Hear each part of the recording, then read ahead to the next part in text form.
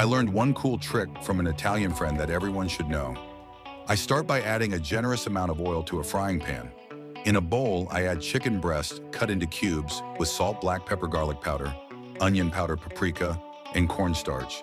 Then I mix everything well. Before we continue, tell me which city you are watching from so I can send you a special hug.